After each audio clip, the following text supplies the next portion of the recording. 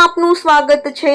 ચાણસ્મા ખાતે ગુજરાત રાજ્ય મહિલા આયોગ તથા જિલ્લા પંચાયત સંયુક્ત ઉપક્રમ નારી સંમેલન યોજાયું।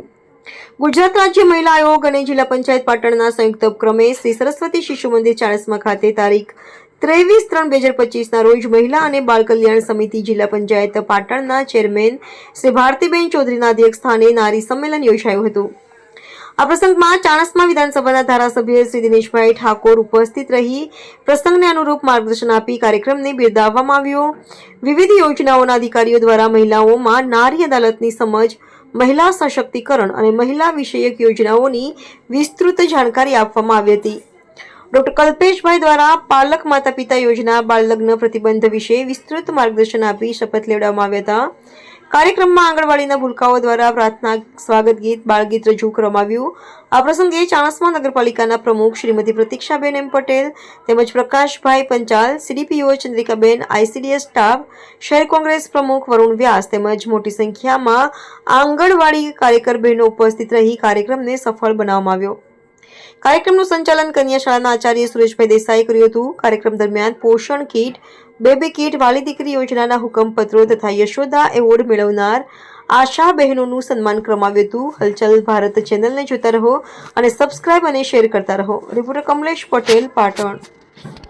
આજના નારી સંમેલનમાં ઉપસ્થિત ચાણસ્મા શહેરના પ્રથમ નાગરિક એવા પ્રમુખ શ્રી પ્રતીક્ષાબેન, મહિલા અને બાળ વિકાસના જિલ્લા પંચાયતના ચેરમેન એવા ચૌધરીબેન, અહીંયા મારી સાથે અમારા ચાણસ્મા કોંગ્રેસ સમિતિના પ્રમુખ ભાઈ શ્રી વરુણભાઈ, પત્રકાર મિત્રો, મંચસ્થ આગેવાનો, જેને પણ આ કાર્યક્રમ આખો હેન્ડલ કર્યો છે એવા તમામ કાર્યકર્તાઓ, અહીંયા ચાણસ્મા તેમજ આજુબાજુથી પધારેલ બહેનો, ભૂલકાઓ, સૌને મારા વંદન। ગઈકાલે હારીજની અંદર આવું જ એક નારી સંમેલન હતું, ત્યાં પણ ખૂબ લોકો આવ્યા અને ખૂબ લોકો માહિતી લઈને ગયા। આ ખૂબ જ સારું કાર્ય છે, તમે બધા એમાં સાથ અને સહકાર આપજો।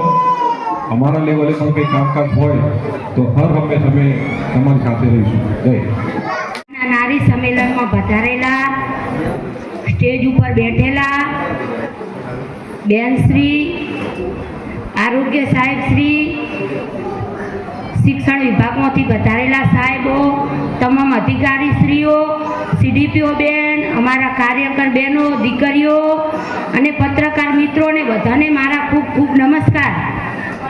હવે તમે તો બધાએ શિક્ષિત વિસ્તારમાં છો હાલ અને શિક્ષિત હશો, પણ હું એક એવા વિસ્તારમાંથી આવું છું જે સેવાડાનો વિસ્તાર છે, સાંતલપુર।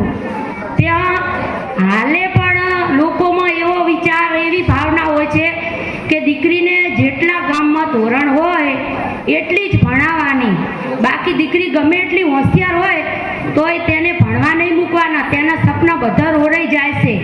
એવા વિસ્તારમાંથી હું આવું છું, તે છતાંય હું અહીં પહોંચી એનું કારણ એક છે કે આપણા વડાપ્રધાન નરેન્દ્રભાઈ મોદી સાહેબ, આપણા મુખ્યમંત્રી સાહેબ, તેમણે આપણે મહિલાઓને અનામત આપી, એના લીધે આજે હું આટલે પહોંચી। અને અનામત આપ્યા પછી ઘણા લોકો જીત્યા પછી પણ સ્ટેજ પહોંચતા નથી, કેમ કે પુરુષો જ જાય, આપણને તો ઘરે કામ કરવા જ મૂકીને જાય।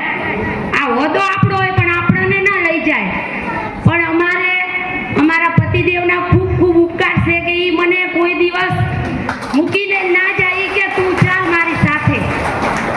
એટલે હું એવા લોકોને વિનંતી કરું છું કે બહેનોને સ્ટેજ ઉપર લાવો। આપણા મોદી સાહેબે મહિલાઓ માટે કેટલી યોજનાઓ આપી છે, દીકરીઓ માટે, તેમણે મહિલાઓ માટે રાત દિવસ મહેનત કરી અને કેટલી પ્રગતિશીલ પગભર બનાવી છે। તો બધાને મારી વિનંતી છે કે તમે બધા ખૂબ દીકરીઓને ભણાવો। દીકરી તુલસીનો કેરો છે, વાલનો દરિયો છે, દીકરીઓને ખૂબ ભણાવો। તે આપણા ઘરે કાયમ નથી રહેવાની, એને ખૂબ લાડ કરો। અને દીકરીઓને પણ મારે કહેવાનું કે આપણે પગભર બનો, એવું અત્યારે ફેશન ના